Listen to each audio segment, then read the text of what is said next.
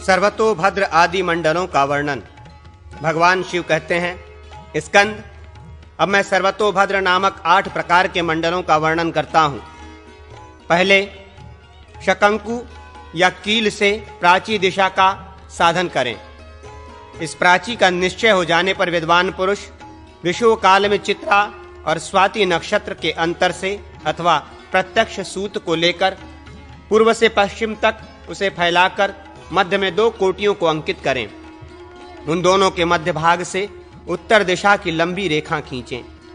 2 मत्स्यों का निर्माण करें तथा उन्हें दक्षिण से उत्तर की ओर आश्लाफित करें। श्वत्पथ क्षेत्र के आधे मान से कोण संपात करें। इस तरह 4 बार सूत्र के क्षेत्र में आस्फालन से एक चौकोर रेखा बनती है। उसमें 4 हाथ शुभ भद्रमंडल बनाएं। 8 पदों में सब ओर से विभक्त 64 पद वालों में से 20 पद वाले क्षेत्र में 12 की ओर एक विधि का निर्माण करें। ये विधि एक मंत्र की होगी। कमल के मान से 2 पदों का द्वार बनाएं। द्वार कपोलयुक्त होना चाहिए। कोणबंध के कारण उसकी विचित्र शोभा हो, ऐसा द्विपद का द्वार निर्माण में उपयोग करें। कमल श्वेत वर्ण का हो, कर्णिका पीत वर्ण से रंगी जाए, केसर चित वर्ण का हो, अर्थात उसके निर्माण में अनेक रंगों का उपयोग किया जाए। विधि को लाल रंग से भरा जाए। द्वार लोकपाल स्वरूप होता है। नित्य तथा नैमित्तिक विधि में कोणों का रंग लाल होना चाहिए। अब कमल का वर्णन सुनो। कमल के 2 भेद हैं, असंसक्त तथा संसक्त। असंसक्त मोक्ष की तथा संसक्त भोग की प्राप्ति कराने वाला है। असंसक्त कमल मुमुक्षुओं के लिए उपयुक्त है। संसक्त कमल के 3 भेद हैं, बाल, युवा तथा वृद्ध। वे अपने नाम के अनुसार फल सिद्धि प्रदान करने वाले हैं। कमल के क्षेत्र में दिशा तथा कोण दिशा की ओर सुचालन करें तथा कमल के समान 5 वृत्त निर्माण करें। कमल वृत्त में 9 पुष्करों से युक्त कर्णिका होगी। दूसरे में 24 केसर होंगे। तीसरे में दलों की संधि होगी, जिसकी आकृति हाथी के कुंभ स्थल के सदृश होगी। चौथे वृत्त में दलों के अग्रभाग होंगे तथा 5वें वृत्त में आकाश मात्र शून्य रहेगा। इसे संसक्त कमल कहा गया है। असंसक्त कमल में दलाग्र भाग पर जो दिशाओं के भाग हैं, उनके विस्तार के अनुसार 2 भाग छोड़कर 8 भागों से दल बनाएं। संधि विस्तार सूत्र से उसके मान के अनुसार दल की रचना करें। इसमें बाएं से दक्षिण क्रम से प्रवृत्त होना चाहिए। इस तरह ये वृद्ध संसक्त कमल बनता है। अथवा संधि के बीच से सूत्र को अर्धचंद्राकार घुमाएं या 2 संधियों के अग्रवर्ती सूत को अर्धचंद्राकार घुमाएं। ऐसा करने से बाल पद्म बनता है। संधि सूत्र के अग्रभाग से पृष्ठभाग की ओर सूत घुमाएं। वो तीक्ष्ण अग्रभाग वाला युवा संज्ञक है। ऐसे कमल से भोग और मोक्ष की उपलब्धि होती है। सम शह मुख वाले स्कंद मुक्ति के उपदेश से किए जाने वाले आराधनात्मक कर्म में वृद्ध कमल का उपयोग करना चाहिए तथा वशीकरण आदि में बाल पद्म का। नवनाभ कमल चक्र 9 हाथों का होता है। उसमें मंत्रात्मक 9 भाग होते हैं। उसके मध्य भाग में कमल होता है। उस कमल के ही मान के अनुसार उसमें पट्टिका, विथि और द्वार के साथ कंठ एवं उपकंठ के निर्माण की बात भी कही गई है।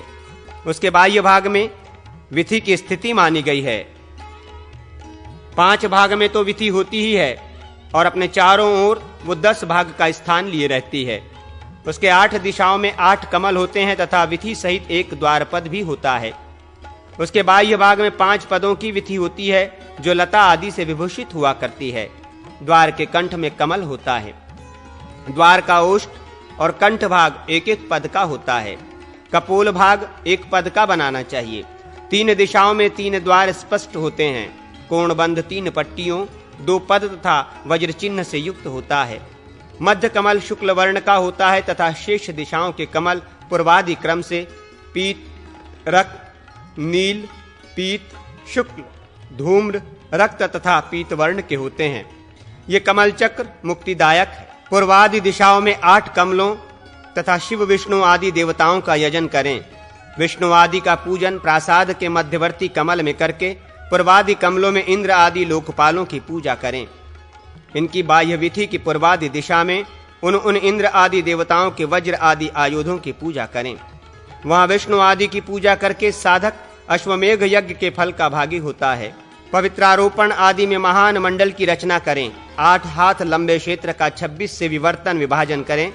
मध्यवर्ती 2 पदों में कमल निर्माण करें, तदनंतर एक पद की विधि हो। तत्पश्चात दिशाओं तथा विदिशाओं में 8 नीलकमलों का निर्माण करें। मध्यवर्ती कमल के ही मान से उसमें कुल 30 पद्म निर्मित किए जाएं। वे सब दल संधि से रहित हों तथा नीलवर्ण के इंदिवर संज्ञक कमल हों। उसके पृष्ठभाग में एक पदक विधि हो, उसके ऊपर स्वस्तिक चिन्ह बने हों। तात्पर्य ये कि विधि के ऊपर भाग या बाह्य भाग में 2-2 पदों के विभक्त स्थानों में कुल 8 स्वस्तिक लिखे जाएं। तदनंतर पूर्वत बाह्य भाग में विधि का रहे, द्वार, कमल तथा उपकंठ सब कुछ रहने चाहिए। कोण का रंग लाल और विधि का पीला होना चाहिए। मंडल के बीच का कमल नील वर्ण का होगा। कार्तिकेय विचित्र रंगों से युक्त स्वस्तिक आदि मंडल संपूर्ण कामनाओं को देने वाला है। पंचाब्ज मंडल 5 हाथ के क्षेत्र को सब ओर से 10 से विभाजित करके बनाया जाता है। इसमें 2 पदों का कमल, उसके बाह्य भाग में विधि, फिर पट्टिका, फिर 4 दिशाओं में 4 कमल होते हैं। इन चारों के बाद पृष्ठ भाग में विधि हो, जो एक पद अथवा 2 पदों के स्थान में बनाई गई हो। कंठ और उपकंठ से युक्त द्वार हों और द्वार के मध्य भाग में कमल हों। ये पंचाब्ज मंडल में पूर्ववर्ती कमल श्वेत और पीत वर्ण का होता है। दक्षिण दिग्वर्ती कमल वैदूर्य मणि का रंग का, पश्चिमवर्ती कमल कुंद के समान श्वेत वर्ण का तथा उत्तर दिशा का कमल शंख के सदृश उज्ज्वल होता है। शेष सब विचित्र वर्ण के होते हैं। अब मैं 10 हाथ के मंडल का वर्णन करता हूं, जो संपूर्ण कामनाओं को देने वाला है।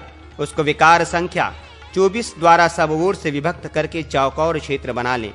उसमें 2-2 पदों का द्वार होगा। पूर्वोक्त चक्रों की भांति इसमें भी मध्य भाग में कमल होगा। अब मैं विघ्नध्वंस चक्र का वर्णन करता हूँ। 4 हाथ का पूर्व चौकोर क्षेत्र बनाकर उसके मध्य भाग में 2 हाथ के घेरे में वृत्त गोलाकार चक्र बनाएं। 1 हाथ की विधि होगी, जो सब ओर से स्वस्तिक चिन्हों द्वारा घिरी रहेगी। एक हाथ में चारों ओर द्वार बने रहेंगे। चारों दिशाओं में वृत्त होंगे, जिनमें कमल अंकित रहेंगे। इस प्रकार इस चक्र में 5 कमल होंगे, जिसका वर्ण श्वेत होगा। मध्यवर्ती कमल में निष्कल निराकार परमात्मा का पूजन करना चाहिए। पूर्वादि दिशाओं में हृदय आदि अंगों की तथा विदिशाओं में अस्त्रों की पूजा होनी चाहिए। पूर्वत सदोजात आदि 5 ब्रह्ममय मुखों का भी पूजन आवश्यक है। अब मैं बुद्ध्याधार चक्र का वर्णन करता हूँ। 100 पदों के से क्षेत्र में मध्यवर्ती 15 पदों में 1 कमल अंकित करें। फिर 8 दिशाओं में एक एक करके 8 शिवलिंगों की रचना करें। मेखला भाग सहित कंठ की रचना 2 पदों में होगी। आचार्य अपनी बुद्धि का सहारा लेकर यथास्थान लता आदि की कल्पना करें। 4, 6, 5 और 8 आदि कमलों से युक्त मंडल होता है। 20, 30 आदि कमलों वाला भी मंडल होता है। 12,120 कमलों से युक्त भी संपूर्ण मंडल हुआ करता है। 120 कमलों के मंडल का भी वर्णन दृष्टिगोचर होता है। श्रीहरि, शिव, देवी तथा सूर्यदेव के 1440 मंडल हैं। 17 पदों द्वारा 17 पदों का विभाग करने पर 279 पद होते हैं। उक्त पदों के मंडल में लतालिंग का उद्भव कैसे होता है, ये सुनो। प्रत्येक दिशा में 5, 3, 1, 3 और 5 पदों को मिटा दें। ऊपर के 2 पदों से लिंग अथवा पार्श्ववर्ती 2-2 कोष्टकों में मंदिर बनेगा। मध्यवर्ती 2 पदों का कमल हो, फिर 1 कमल और होगा। लिंग के पार्श्व भागों में 2 भद्र बनेंगे। 1 पद का द्वार होगा, उसका लोप नहीं किया जाएगा। उस द्वार के पार्श्व भागों में 6-6 पदों का लोप करने से द्वार शोभा बनेगी। शेष पदों में श्रीहरि के लिए लहलहाती लताएं होंगी। ऊपर के 2 पदों का लोप करने से श्रीहरि के लिए भद्राष्टक बनेंगे। फिर 4 पदों का लोप करने से रश्मि मालाओं से युक्त शोभा स्थान बनेगा। 25 पदों से कमल, फिर पीठ, अपीठ तथा 2-2 पदों को रखकर एकत्र करके 8 उपशोभाएं बनेंगी। देवी आदि का सूचक भद्रमंडल बीच में विस्तृत और प्रांत भाग में लघु होता है। बीच में 9 पदों का कमल बनता है तथा चारों कोणों में 4 भद्रमंडल बनते हैं। शेष 13 पदों का बुद्ध्याधार मंडल है। इसमें 160 पद होते हैं। बुद्ध्याधार मंडल भगवान शिव आदि की आराधना के लिए प्रशस्त है। अघोरास्त्र आदि शांति विधान का कथन। महादेव जी कहते हैं, स्कंद, पहले समस्त कर्मों में अस्त्र याग करना चाहिए, ये सिद्धि प्रदान करने वाला है। मध्य भाग में शिव, विष्णु आदि के अस्त्र की पूजा करनी चाहिए तथा पूर्वादि दिशाओं में क्रमशः इंद्रादि दिक्पालों के व्रज आदि अस्त्रों का पूजन करना चाहिए। भगवान शंकर के 5 मुख तथा 10 हाथ हैं। उनके स्वरूप का ध्यान करते हुए युद्ध से पूर्व पूजा कर ले जाए तो विजय की प्राप्ति होती है। ग्रह पूजा करते समय नवग्रह चक्र के मध्य में सूर्य देव की तथा पूर्वादि दिशाओं में सोम आदि की अर्चना करनी चाहिए। ग्रहों की पूजा करने से सभी ग्रह एकादश 11वें स्थान में स्थित होते हैं और उस स्थान में स्थिति की भांति उत्तम फल देते हैं। अब मैं समस्त उत्पातों का नाश करने वाली अस्त्र शांति का वर्णन करूंगा। ये शांति ग्रह रोग आदि को शांत करने वाली तथा महामारी एवं शत्रु का मर्दन करने वाली है। विघ्नकारक गणों के द्वारा उत्पादित उत्पात को भी शांत करती है। मनुष्य अघोरास्त्र का जप करे, 1,00,000 जप करने से ग्रह बाधा आदि का निवारण होता है और तिल से दशांश होम कर दिया जाए तो उत्पातों का नाश होता है। 1,00,000 जप होम से दिव्य उत्पात का तथा आधे लक्ष जप होम से आकाशक उत्पात का नाश होता है। घी की 1,00,000 आहुति देने से भूमिज उत्पात के निवारण में सफलता प्राप्त होती है। धृतमिश्रित गुग्गुल के होम से संपूर्ण उत्पात आदि का शमन हो जाता है। दुर्वा, अक्षत तथा घी की आहुति देने से सारे रोग दूर होते हैं। केवल घी की ही 1,000 आहुति से बुरे स्वप्न नष्ट हो जाते हैं, इसमें संशय नहीं है। वही आहुति यदि 10,000 की संख्या में दी जाए तो ग्रह दोष का शमन होता है। धृत मिश्रित जौ की 10,000 आहुतियों से विनायक जनित पीड़ा का निवारण होता है। 10,000 घी की आहुति से तथा गुग्गुल की भी 10,000 आहुति से भूत वेताल आदि की शांति होती है। यदि कोई बड़ा भारी वृक्ष आंधी आदि से स्वतः उखड़ कर गिर जाए, घर में सर्प का कंकाल हो तथा वन में प्रवेश करना पड़े तो दुर्वा, घी और अक्षत के होम से विघ्न की शांति होती है। उल्कापात या भूकंप हो तो तिल और घी से होम करने से कल्याण होता है।